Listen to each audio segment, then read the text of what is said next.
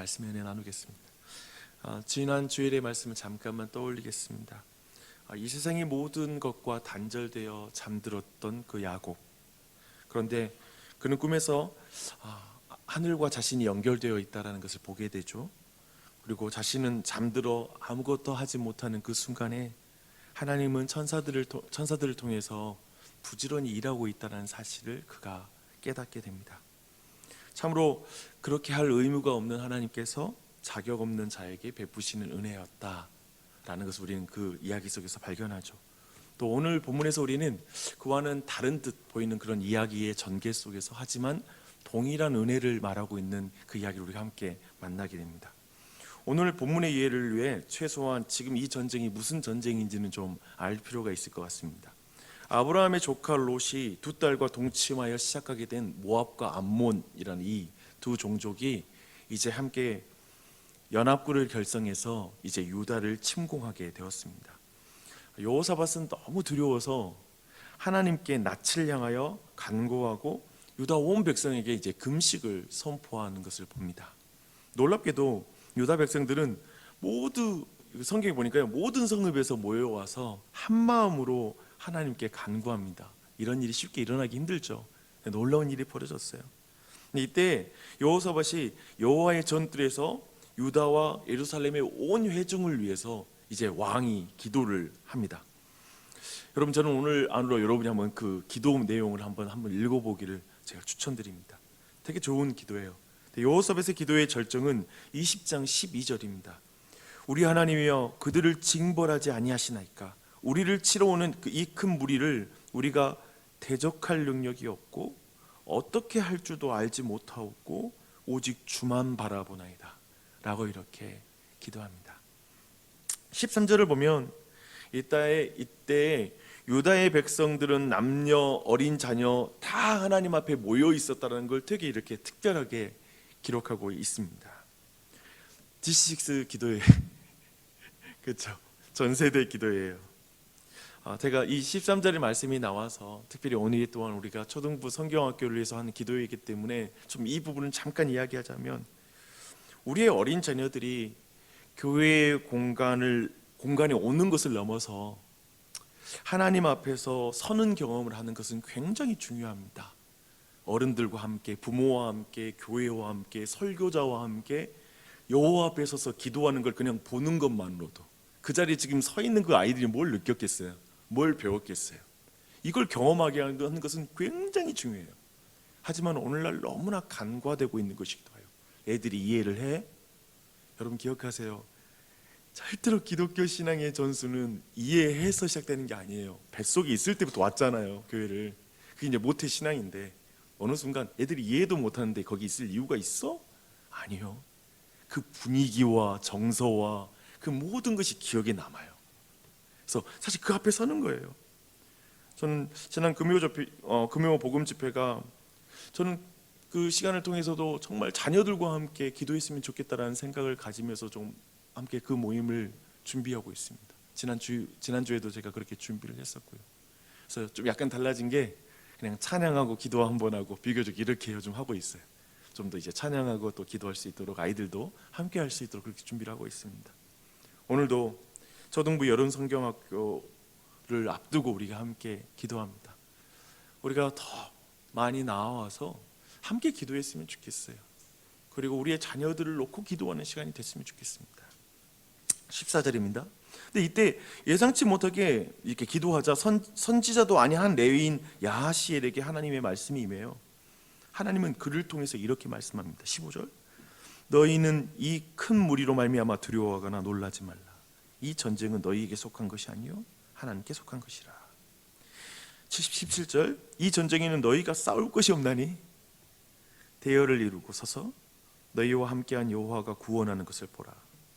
유다와 예루살렘아, 너희는 두려워하지 말며 놀라지 말고 내일 그들을 맞서 나가라. 여호와가 너희와 함께하리라 하셨니라. 아멘. 어쩌면 선지자도 아닌 평범한 레위인이 하는 말이라서 무시할 수도 있는 말이겠죠.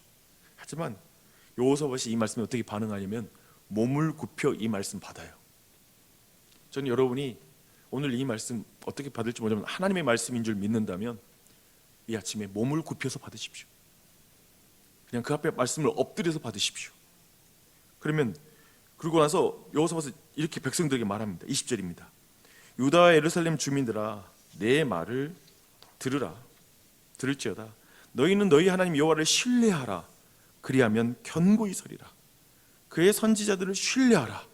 그리하면 형통하리라. 이렇게 말씀합니다. 어떤 칼 집어들어라, 무기를 가져라, 우리 한번 힘을 합쳐보자, 그러면 우리가 견고히 서리라 라고 말하는 게 아니라 여호와를 신뢰하라, 그러면 우리가 견고히 서리라 라고 말합니다. 그리고 21절을 보니까요, 왕은 백성과 더불어 하나님의 약속을 믿는다면 어떻게 전쟁을 치르는 것이 맞는지를 의논해요. 이제 말씀 받았잖아요. 말씀 받았으면 이제 그러면 어떻게 해야 되는가, 이 문제 앞에 서야 되는가라는 걸 의논하죠. 그래서 어떻게 결정해버리냐면 노래하는 성가대를 군대 앞에 세우고 찬송하면서 진군해. 너무 당혹스럽죠. 노래와 찬송이 이렇게 시작될 때 하나님께서 복병을 이제 일으켜서 모압과 암몬 연합군을 치셨습니다. 말씀대로 큰 승리가 주어진 것입니다. 이 승리를 통해 메시지는 분명하죠. 이 메시지를 통해서 주고 있죠. 29절에 그 메시지는 이미 이방인들도 알고 있어요. 이방 모든 나라가 여호와께서 이스라엘의 적군을 치셨다함을 듣고 하나님을 두려워함으로. 그러니까 여호사밧의 군대가 그 암몬 백성을 쳤다라는 표현을 안 써요. 그냥 저 말이 되는 전쟁 방법이 아니잖아요. 저들의 신이 이 모든 전쟁을 이기게 했다, 하나님이 하셨다라고 이렇게 분명하게 되는 거죠. 유다의 뒤에 여호와 하나님이 계신 것을 이방인도 봤고 그분이 승리를 주셨다, 그분이 일하셨다라고 이렇게 이방인들도 고백하는 그런 전쟁이 되었습니다. 우리는 이 전쟁 방식 자체에서 하나님이 강조하시는 것이 무엇인지를 분명히 봐요. 그것은 우리가 아브라함과 이삭과 야곱에서 살펴봤던 거예요. 하나님이 하십니다. 그걸 믿으십시오. 하나님은 때때로 전쟁 대신에 가만히 있으라고 할 때도 있어요. 너 앞서지 마. 너 먼저 판단하지 마. 좀 뒤에 서 있어. 주님의 말씀 뒤에 서 있어. 그렇죠? 내가 보낸 선지자 뒤편에 서 있어. 넌 그 뒤에 서 있어 라고 말할 때가 있어요. 그렇게 전쟁터에서 하나님께 항복하는 것이 무엇인지, 그리고 예배가 무엇인지를 도리어 가르치는 거예요. 참, 예배라는 것은 편안하고 안락할 때 그런 말 하잖아요. 전쟁터지면 무슨 예배를 드려요, 정신없게. 내 삶이 전쟁인데, 이렇게 바쁜데 내가 무슨 기도를 드려요. 좀 지금 시간이 부족한 판에 그런 말을 하게 되잖아요. 도리어 근데 그 예배를 가르치죠. 그런 말 하잖아요. 제가 우리 마르틴 루터가 종교개혁 당시에 너무나 하루에 너무 바쁘니까 또 어느 날은 이제 옆에 있는 비서와 그리고 주변에 있는 사람들이 볼 때 그날은 일정이 너무 많은 거예요. 근데 기도실에서 안 나오네, 이 사람이. 3시간이 지나도록 안 나오는 거예요. 오늘 일이 많은데 왜 이렇게 늦게 나오셨습니까? 오늘 너무 일이 많아가지고 3시간 동안 기도 안 하면 일을 마칠 수가 없어요. 그러니까 우리가 생각했던 인식과는 너무 달라. 오늘 일이 너무 많아서 기도할 시간 없어요. 나 요즘 너무 피곤해. 회사 일이 너무 바빠서 기도할 시간 없습니다 라고 말하는데, 굉장히 저는 그 말을 들으면서 이 사람들에게는 하나님과 기도하는 게 일상의 문제와 너무 실질적으로 연결이 됐구나라는 생각이 드는 거예요. 그러니까 하나님이 실질적으로 이 기도를 하면 하나님이 삶에 도와주기 때문에, 내 삶을 도와주기 때문에 일이 빨리 끝날 수 있다는 실질적인 하나님이 삶 속에 일하고 있다고 인식을 하고 있는 거죠. 우리는 하나님께 기도하는 건 기도고 내 일은 내가 해야 되니까 당연히 기도를 많이 하면 내가 할 일이 없어지는 거죠. 이런 계산인데 그런 계산을 넘어서 버린 거죠. 하나님을 예배해, 찬양해. 그게 전쟁하고 무슨 상관이야. 근데 하나님이 싸우신다는 걸 믿는 것이죠. 그것을 보여주고 있어요. 이것을 보여준 건 마치 야곱이 잠들었을 때, 그가 무력할 때, 아무것도 하지 않고 있을 때 하나님은 부지런히 일하시는 것을 보이시면서 말씀하시는 거예요. 내가 너와 함께 할 거야. 내가 어디로 가든지 함께 할 거야. 너를 지킬 것이란다. 너를 다시 이끌어 이 땅으로 돌아오게 할 거야. 내가 내게 허락한 것을 다 이루기까지 나는 너를 떠나지 아니하리라, 함께 하리라 라고 말씀하시죠. 그거 같죠. 하나님의 야곱이 그걸 너무 알기를 원하세요. 그리고 우리 모두가 이 아침에 그걸 알기를 원하시죠. 아멘. 어제 월요일인데 제 개인적으로 어제 하루 온종일 굉장히 바쁜 하루였습니다. 아침 일찍 아침 기도에 이렇게 나와서 참여하고 그들의 여러 가지 영상도 업로드하고 그런 시간을 가졌어요. 오전 10시부터 우리 지역에 개척을 시작한 그 부부가 있는데 그 부부와 개척을 준비하는 한 부부와 함께 제가 좀 그들을 좀 돕고 함께하는 시간, 책 나눔 시간을 나눔을 하는 시간을 오후 4시까지 가졌어요. 한 6시간 정도 시간을 가진 거죠. 피곤한 몸을 이끌고 집에 누워 있는데 그 순간에 우리 누님에게 연락이 온 거예요. 아버지가 최근에 이제 병원에 입원하셨거든요. 눈이 많이 안 좋아지셔가지고 입원하셨는데 이제 형제들 모두 모이자라는 전화였습니다. 아내와 함께 올라갔습니다. 우선 아버지가 양쪽 시력을 다 잃었어요. 그리고 이제 위암이 너무 커져가지고 이제 굉장히 통증이 심해지는 상황이 됐는데, 사실 모이자고 하는 이유는 뭐였냐면 계속 아버지가 지금 평소에 다니던 그런 병원이 하나 있는데 근데 그리 옮기자고. 근데 병원에 지금 전대병원에서는 이제 한쪽 눈이 이제 거의 이제 각막이 아예 얇아져서 언제 터져 나와서 흘러내릴지 모르니까 그걸 좀 잡고 그 다음에 어떻게 하라고 병원에서 말리는데 계속 본인은 지금 병원을 옮기겠다고 고집하는 거예요. 그래서 우리가 전체 모여서 가족들이 회의하고 좀 붙잡자라는 마음이었죠. 근데 가보니까 본인이 벌써 이제 결정해가지고 이제 가태원 수속을 받고 있는 상황이었어요. 심란하죠. 눈이 심각한 상태인데, 그러니까 눈을 포기하고 어머님 판단으로는 어머님도 같이 있으셨는데 눈을 포기하고 그냥 본인 편안한 병원으로 이제 전원하기로 결정을 한 것입니다. 굉장히 그런 결정 자체가 굉장히 못마땅스러워요. 가자마자 짜증이 나요. 지금도 이해 안 돼요.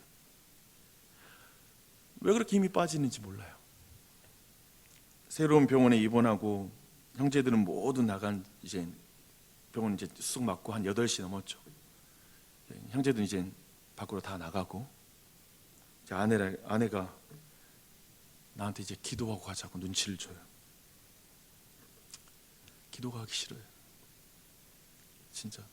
네, 그 우리 아버지 위해서 기도도 참 많이 했고 복음도 여러 번 전해봤지만 와, 그날 그 병원에서도 고집스러운 거예요. 병원에 열 같은 걸 눈에 대지 말라고. 왜냐면 세균 번식하니까. 근데 본인이 그거 좀 해달라고. 의사 말도 안 듣고 누구 말도 안 들어요. 답답해요. 기도하고 싶지가 않아요. 근데 이제 아내한테 기도해달라고 제가 신호를 보냈어요. 아내가 아버지 배에다가 손을 얹고 기도했습니다. 눈물로 간절히 기도했어요. 기도하는 중에 그런 기도를 하는 거예요. 하나님, 이곳이 베델이 되게 해주십시오 라고 기도하더라고요. 갑자기 주일날 전했던, 하루 전에 전했던 말씀이 생각이 나는 거예요. 믿음이 없어. 괜히 시력을 입은 아버지가 마치 정말 영적으로 어두운 이삭과 같구나, 그런 시력을 잃은 자이구나라고 여러 가지가 막 연결이 되는 거예요. 돌아오는 길에 아내에게 얘기했습니다. 여보, 내가 아버지 돌아가시기 전에 워낙 이분이 완고하니까 주님 그냥 누워있게만 해주십시오. 내가 복음을 전할 수 있는 충분한 시간을 제게 허락해 주십시오라고 기도했는데 아버지가 두 눈을 못 보게 되셨네. 이렇게 가만히 복음을 듣고 계셔야 하는 상황이 왔네.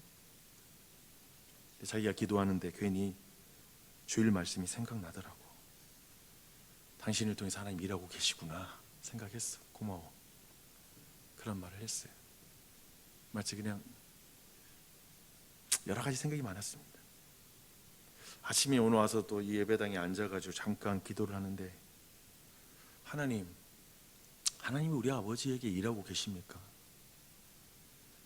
하나님이 우리 아버지에게 일하고 계십니까? 하도 안 되는 걸 많이 봐가지고 그냥 약간 답답해요. 우리 집안을 보면. 이렇게 고백을 했습니다. 내 자신의 고백으로 제가 알고 있는 하나님, 성경에서 말씀하시는 하나님은 일할 수 있는 하나님이십니다. 이제 저는 어떻게 해야 될까요? 혹시 여러분이 저와 같은 과정이 있다면 어떻게 해야 될까요? 하나님이 그렇게 말씀하신 분이라면, 그렇게 일하실 수 있는 분이라면, 어디든지 베델이 될 수 있다면, 누구든지 하나님의 은혜 앞에 제외되는 사람이 없이 누구든지 하나님을 만날 수 있는 사람이라면 어떻게 해야 될까? 찬양하자. 하나님을 예배하자. 하나님이 일하실 수 있다는 걸 믿고, 그러면 거기에 합당하게 내가 오늘 어떻게 해야 될지를 결정하자 라고 생각하면서 갑자기, 그래, 오늘 아침 일찍 가서 아버지랑 찬양 불러야 되겠다. 하나님께 병실에 가서 찬양하고 그냥 말씀 읽어주자. 막 복잡하게 내가 설득할 수 있는 것도 없고, 하나님의 말씀이 사자와 같으니까 내가 옆에서 뭐 변증해야 되고 뭐 그래야 되는 게 아니라 말씀 자체가 능력이 있으니까 그냥 말씀을 읽어드리자 라고 생각했습니다. 여러분, 성경학교를 하고 또 한편에 우리 자녀들을 한번 생각해봐요. 우리의 자녀들이 어떻게 변화될까? 저 아이들이 변화될 수 있을까? 저 아이들이 이 시대, 이 악한 시대 가운데 정말 저 영혼 가운데 하나님이 일하고 계시는 것일까? 라고 생각할 때 내가 아는 성경의 하나님은 하실 수 있어. 능히 하실 수 있어. 그렇다면 우리 초등부 선생님은 어떻게 반응해야 되지? 그리고 아빠 엄마로서 나는 어떻게 여기에서 반응해야 되지? 그리고 나는 이 하나님 하실 수 있고 분명히 말씀 주신 거 믿으니까, 그렇다면 나는 어떻게 여기서 나가야 될까? 찬양하십시오. 하나님을 신뢰하십시오. 그러면 견고해질 것입니다. 하나님을 믿고 나아가는 것이죠. 다시 이렇게 신뢰하며 나아가면서 나아가는 것. 그러니까 성경학교를 준비할 때도 뭐 많이 준비하는 거, 준비를 열심히 하는 건 중요해요. 부지런히 할 수 있는 대로 최선을 다해서 준비해요. 하지만 그것이 사람을 변화시키는 것이 아니라 하나님이 일하셔야 된다. 하나님께서 하신다라는 사실을 신뢰하고 나아가는 이번 여름 성경학교가 되었으면 좋겠습니다. 그래서 잠깐 우리 기도하시게요. 혹시 여러분의 삶 가운데 어느 순간 믿음이 안 생기는 영역이 있지 않으세요? 기도하면 답답하고 너무 반복되고 아마도 이것은 미래에 나아질 기미가 안 보여서 어려운 영역들도 있을 수 있을 것 같아요. 그 앞에 물어보세요. 하나님은 거기에 일하실 수 있습니까? 할 수 있다. 지금 내가 찬양하게 하여 주시옵소서. 하나님, 먼저 이 기도를 우리 각자의 기도를 드렸으면 좋겠어요. 그리고 또 우리 초등부에서 기도할게요. 먼저 자신이 오늘 말씀 안에서 자신 주시는 마음을 가지고 자신의 영혼을 위해서 잠깐 기도하는 시간 갖겠습니다. 기도하겠습니다.